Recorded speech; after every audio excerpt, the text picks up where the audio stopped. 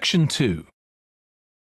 You will hear a fitness instructor talking on the radio about different ways of keeping fit. First, you have some time to look at questions 11 to 16.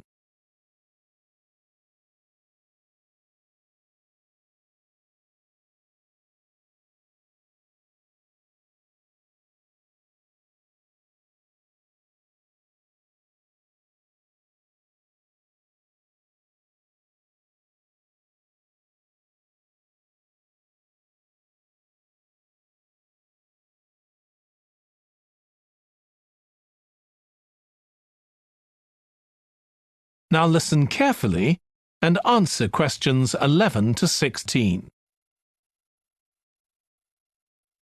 So, if you're one of those people who hasn't found the perfect physical activity yet, here are some things to think about which might help you make the right decision for you.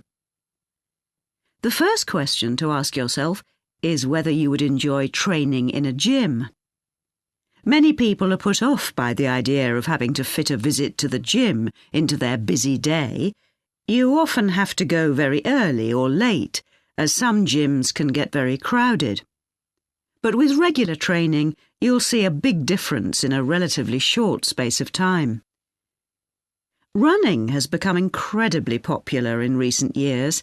That's probably got a lot to do with the fact that it's a very accessible form of exercise. Anyone can run, even if you can only run a few meters to begin with. But make sure you get the right shoes. It's worth investing in a high-quality pair, and they don't come cheap. Another great thing about running is that you can do it at any time of day or night. The only thing that may stop you is snow and ice. Swimming is another really good way to build fitness. What attracts many people is that you can swim in an indoor pool at any time of year.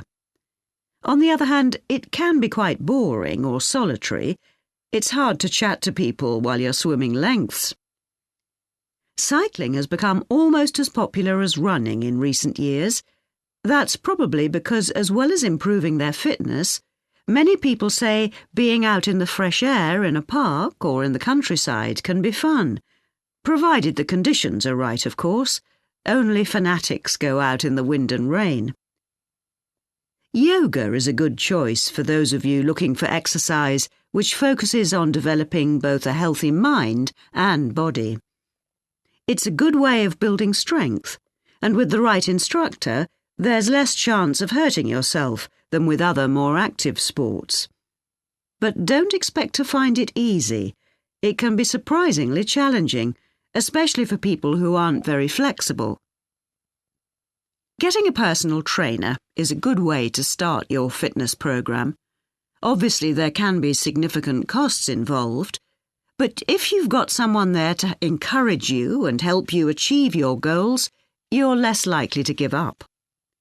Make sure you get someone with a recognised qualification, though, or you could do yourself permanent damage. Before you hear the rest of the radio program, you have some time to look at questions 17 to 20.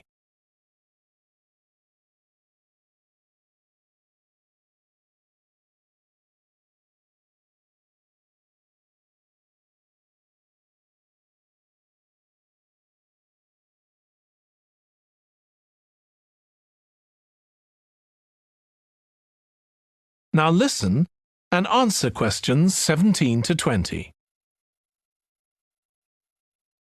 Whatever you do, don't join a gym unless you're sure you'll make good use of it.